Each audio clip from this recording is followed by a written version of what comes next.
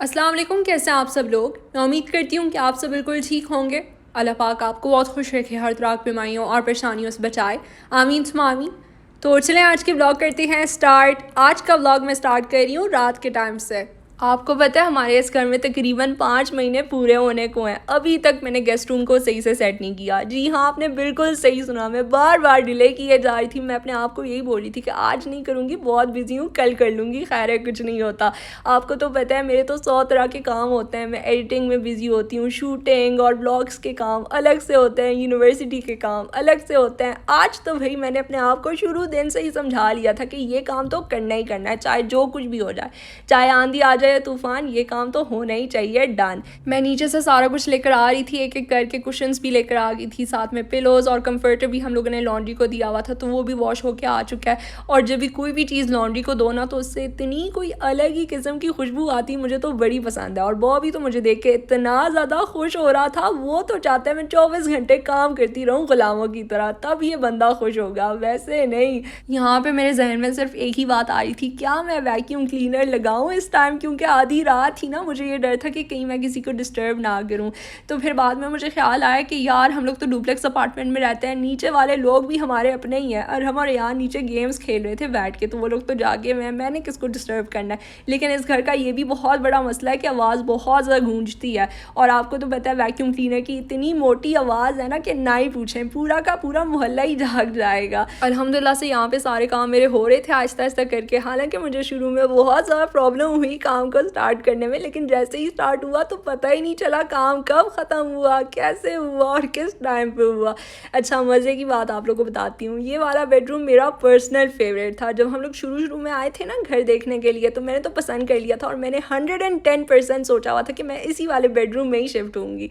फिर मुझे बिल्कुल एंड में अपना वाला बेडरूम दिखाई दिया, और मुझे वो ज़्यादा पसंद आ गया, क्योंकि वहाँ पे चारों तरफ विंडोज़ ही विंडोज़ थे, और जिस रूम में विंडोज़ ज़्यादा हो ना, तो मेरा दिल बड़ा ही खुश होता है। अयान तो इतना ज़्यादा बदतमीज़ है, वो मुझे बोलता है कि तुम्हारा तो पूरा फोकस पूरे घर पे है सिवाय अपने बेडरूम पे, बिल्कुल ठीक से सेट किया ही नहीं तुमने, मतलब इन्जॉय ही नहीं करती सेट करना, बाकी तुम हर एक चीज़ इन्जॉय करती हो। मैं बोलती हूँ यार पुराना फर्नीचर है ये, बाकी रूम्स के लिए हम लोगों ने नया फर्नीचर लिया ना, तो इसीलिए मुझे मज़ा आ रहा है हर एक चीज़ को सेट करने में। और ये देखें, मैं फाइनली वैक्यूम क्लीनर लेकर आ गई। ये बहुत ज़्यादा शोर मचाने वाला है, लेकिन खैर है, कुछ नहीं होता।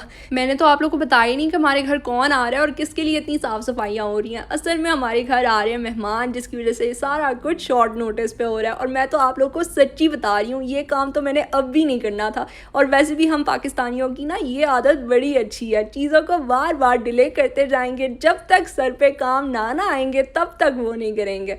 अच्छा, पूरे रूम में वैक्यूम लग चुका है, और मेरी आदत है हर एक कॉर्नर को अच्छे तरीके से साफ़ करने की।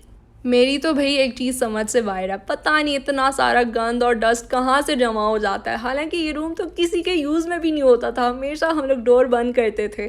अच्छा, ये रग जो है मामा लेकर आ गई थी मार्केट से, और मामा का ये मानना है कि हमेशा रग्स जो हैं बेडरूम में होने चाहिए, इससे ठंड फिर नहीं होती इतनी।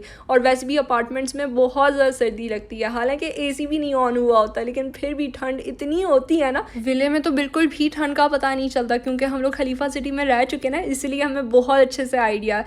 और बिल्डिंग्स का तो ना ही पूछें, इतनी ज़्यादा ठंड हो जाती है ना, कभी कभार गर्म कपड़े पहनने की ज़रूरत पड़ जाती है। अच्छा, अब बारी आती है मॉपिंग की। और हाँ, मैंने आप सबसे पूछना था कि मैं होम टूर का व्लॉग शेयर करूं या ना करूं, क्योंकि पिछले वाले घर जब हम लोग शिफ्ट हुए थे ना, मुझे इतने ज़्यादा मैसेजेस आए थे आप लोगों के कि प्लीज़ कब शेयर करेंगी आप, हमें बताना। इस बार भी मुझे कुछ मैसेजेस आए थे आप लोगों के, लेकिन बीच में कमेंट करना छोड़ ही दिया था बिल्कुल। तो हाँ भी, मैं आपसे पूछना चाहती हूँ, कमेंट्स में जितने ज़्यादा मैसेजेस होंगे उतनी जल्दी मैंने व्लॉग शेयर करना है आपके साथ। यहाँ पे मेरी साफ़ सफाई ऑलमोस्ट कंप्लीट हो चुकी थी, बस सिर्फ डस्टिंग रहती थी। और साथ साथ मेरे माइंड में ये भी चल रहा था कि इस वाले बेडरूम में जो है कौन से डेकोरेशन आइटम्स ज़्यादा अच्छे लगेंगे। और मैंने ChatGPT से भी हेल्प ली थी, लेकिन मुझे कोई ढंग का जवाब नहीं मिला। और मैं यही चाहती थी कि जो कुछ मेरे घर में पड़ा हुआ है ना, बस वही यूज़ हो जाए इसमें। मैंने गेस्ट वाले वॉशरूम को भी बहुत अच्छे तरीके से सजाया हुआ था, हर एक चीज़ रखी हुई थी, body lotion, shower gel, shampoo वगैरह। लेकिन कोई मेरी वीडियो बनाने के लिए तैयार ही नहीं था।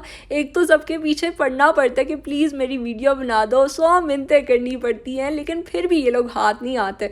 अच्छा देखें, ये 2 तरह के वासेस जो है मैं लेकर आ गई थी। ये लंबा वाला वास जो है ड्रेसिंग टेबल के ऊपर रखना है। मैंने ड्रेसिंग टेबल के बारे में भी कुछ सोचा हुआ है कि उसके ऊपर कुछ सीरम्स वगैरह रख लूँगी, स्किन केयर प्रोडक्ट्स हो जाएंगे, और साथ में परफ्यूम्स हो जाएंगे, सारा कुछ फैला के मैंने बेड के ऊपर रख दिया। बाद में मुझे टेंशन हुई कि है कहीं कोई सीरम जो है लीक ना हो गया, ये कंफर्टर गंदा हो जाएगा। आज के दिन कोई गलती नहीं होनी चाहिए, कोई गड़बड़ नहीं, सारा कुछ परफेक्ट ही होगा। आप सब बताएं आप लोगों को इस वाले बेडरूम की सेटिंग कैसे लगी। मुझे तो इतनी ज़्यादा अच्छी लगी ना कि ना ही पूछें। अपने ऊपर बहुत ज़्यादा प्राउड फील करी थी कि अल्हम्दुलिल्लाह ये दिन भी आ गया कि सारा कुछ मैं खुद से करने लगी हूँ। वरना पहले ज़माने में जब मैं सोचती थी कि अच्छा लोग ये भी करते हैं वो भी करते हैं, कितना ज़्यादा मुश्किल होता होगा, लेकिन अब सारा कुछ अल्हम्दुलिल्लाह मैं खुद से ही हैंडल कर लेती हूँ। बेडरूम की वजह से एक पैर मेरा लिविंग रूम में था, एक पैर मेरा ऊपर था, तो मैं बार बार सीढ़ियों के ऊपर चढ़ना उतरना बहुत ज़्यादा मुश्किल हो गया था। यहाँ पे मैंने अयान को बोल दिया कि छोटा वाला टेबल ना तुम ऊपर पहुँच जाओ, तो उसे समझ ही नहीं आ रही थी कौन सा टेबल। और साथ साथ मामा उसको फ्रूट्स भी खिला रही थी, क्योंकि ये बंदा फ्रूट्स तो खाता ही नहीं, बिल्कुल बोलता है फ्रूट्स खाने के बाद तो मेरी भूख बढ़ जाएगी, क्या फ़ायदा आप मुझे खिला रही हैं। बॉबी से सच में मैं बहुत सख्त नाराज़ हूँ। शुरू में ये बंदा इतना ज़्यादा एक्साइटेड था, बाद में इसकी एक्साइटमेंट ना एकदम गायब ही होगी। ये चला गया था सोने के लिए, इसने देखा तक नहीं कि मैंने रूम को किस तरह से सजाया, क्या किया क्या ना किया, यहाँ तक कि एंड रिजल्ट्स तक नहीं देखे। यहाँ पे मैं उसे बोल रही थी कि आ जाओ प्लीज़ आ जाओ, लेकिन वो आ ही नहीं रहा था। मैंने बोला जाओ अपना काम करो। मुझे बेडरूम की हर एक चीज़ इतनी ज़्यादा पसंद है ना, सिवाय फ्रेम्स की। फ्रेम्स को बहुत ही गलत तरीके से लगाया हुआ है। असल में गलती मेरी थी, बेड आने से पहले ही मैंने फ्रेम्स को लगा दिया था। और मैंने अरहम को बहुत अच्छे तरीके से समझाया हुआ था कि प्लीज़ वो फर्नीचर वाले लोग जो आ रहे हैं ना, उन्हें अच्छे से समझाना कि बेड के बिल्कुल सेंटर में ये फ्रेम्स होने चाहिए। लेकिन उसने काम ख़राब कर दिया, ये बिल्कुल कॉर्नर पे है। अब तो ना हम लोग बेड को पुश कर सकते हैं ना कुछ हो सकता है। खैर है, कुछ नहीं होता, ये बस एक छोटी सी गलती है। चलें आप लोग को बैल्कनी भी दिखाती चलूँ। यहाँ की बैल्कनी बहुत ज़्यादा प्यारी है, सेम हमारे लिविंग रूम की तरह। और जो व्यू नज़र आता है ना दिन में, वो अलग ही होता है। रात का भी व्यू अच्छा है। हमारे तो कपड़े जब भी ज़्यादा होते हैं ना सुखाने के लिए, तो एक स्टैंड हम लोग यहीं पे ही ला के रख देते हैं। बहुत ही कड़कती धूप आती है दिन में।